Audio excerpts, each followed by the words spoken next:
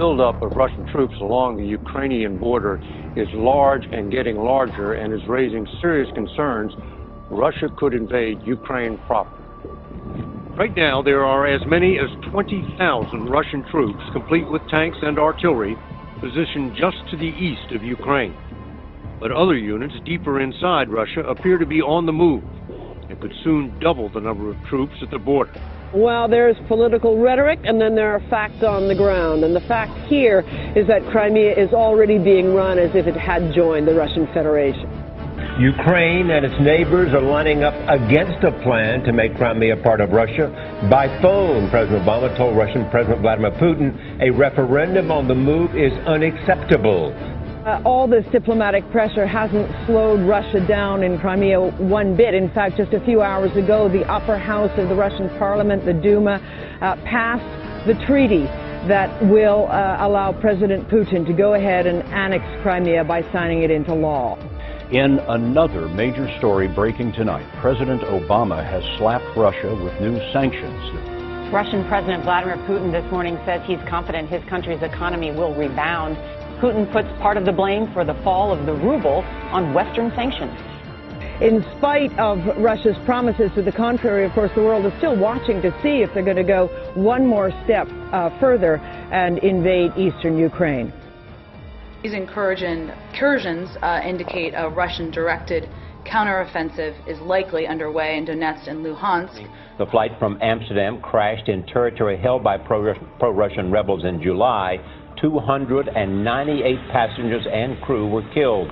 The report does not say who was responsible. The rebels officially deny shooting down the jet, but one rebel leader admitted they are to blame. I say to the people of Estonia and the people of the Baltics, today we are bound by our treaty alliance. We have a solemn duty to each other. Article 5 is crystal clear. An attack on one is an attack on all. So if in such a moment you ever ask again who will come to help, you'll know the answer. The NATO alliance, including the armed forces of the United States of America right here, present now.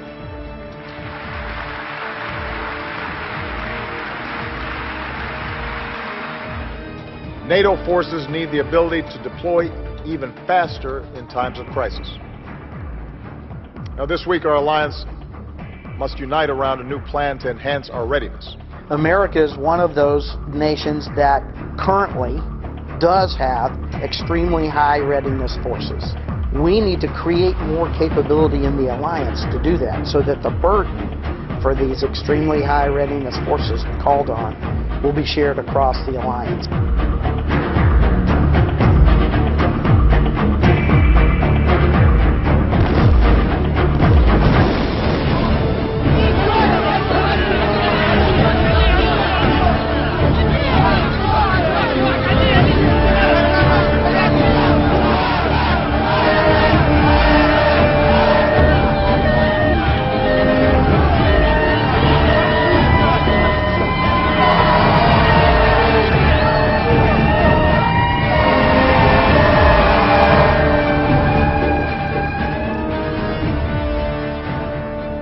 In short, Russia's actions are weakening Russia. Russia's actions are hurting the Russian people. And it doesn't have to be this way. It's been the pro-Russian separatists who are encouraged by Russia, financed by Russia, trained by Russia, supplied by Russia, and armed by Russia.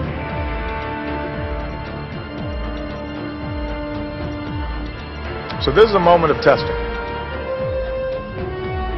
The actions of the separatists evoke dark tactics from Europe's past that ought to be consigned to a distant history.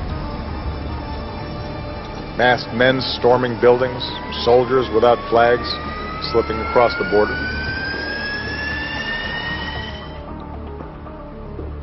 Like the Poles and the Hungarians, the Czechs and the Slovaks, and the East Germans on top of that wall, you were stronger and you always believed, one day, no matter what, we will win.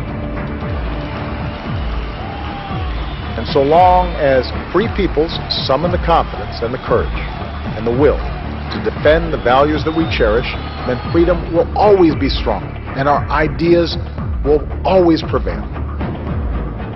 no matter what.